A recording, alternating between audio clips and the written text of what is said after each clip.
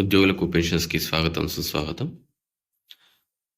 ఇటీవల రాష్ట్ర ప్రభుత్వం ఉద్యోగులకు అలాగే పెన్షన్స్కి ఒక డిఏ, పెన్షన్స్కి అయితే డిఆర్ పెంచుతూ ప్రభుత్వ ఉత్తర్వులు జారీ చేయడం జరిగింది.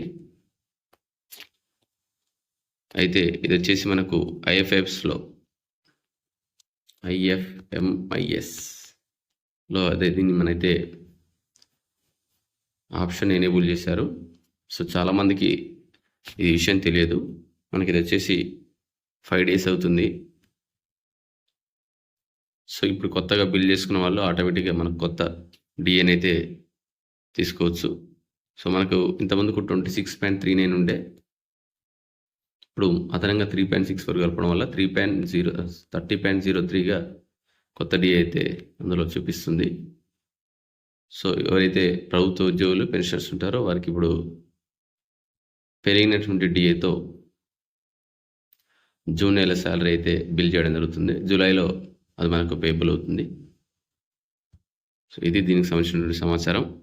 మొదటిసారిగా ఛానల్ తప్పకుండా సబ్స్క్రైబ్ చేసుకొని లైక్ చేయండి, షేర్ చేయండి.